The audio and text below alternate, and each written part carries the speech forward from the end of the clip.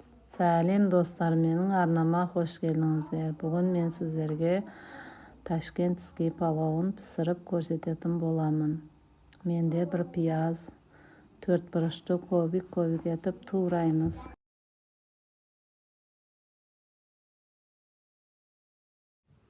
Екі штүк сәбізді да мынандай ұзыншақ етіп тураймыз.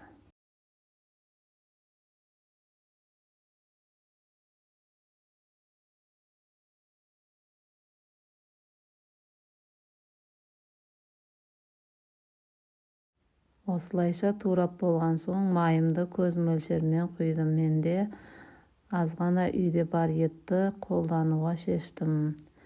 Әркім өз қалауы бойынша салса бола береді. Қойдың еті де жарайды. Етіміз қуырылып болғанша күрішімізді дайындаймыз. Мына жерде 1,5 кесе афган күріші, 1,5 кесе өзіміздің Қызылорданың күріші. Екеуін жақсылап араластырып, жуып, жібітіп қоямыз. Енді кезекте туралған пиязымызды салып, жақсылап араластырып, бір қуырып, бір келкі етіп сарғайғанша қуырып аламыз.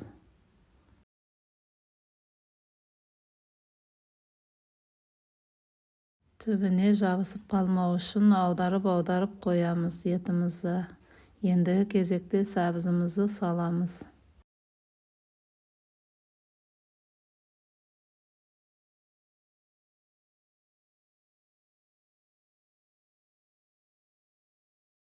Қуырылған еттің үстіне дәміне қарай тұз себеміз. Тұзды сеуіп болған соң, қуырылған еттің үстіне суық суды құйып, жарты сағатқа қайнатып қоямыз.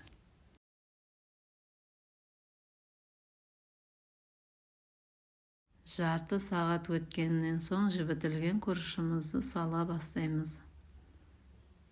Осы жерде мен 10 минут бұрын чеснокты қайнатып салып алдым.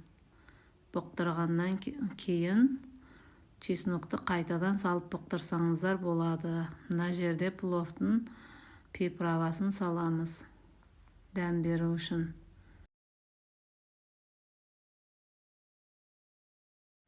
Осылайша етіп 5 жерінен тесіп қоямыз. Ауасы шығып, өзінің буына өзі бұғып, әдемі болып шығады, жұмсақ болып.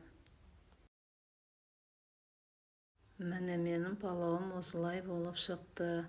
Міндетті түрде жасап көріңіздер. Балаларым мен күйеуіме ұнады, өте дәмді болды. Рахмет, анашым, қолыңыз ауырмасын деп рахметін айтып жатыр. Сіздер де жасап көріңіздер. Ұнаса лайк басып, қолдау білдіріп кетіңіздер.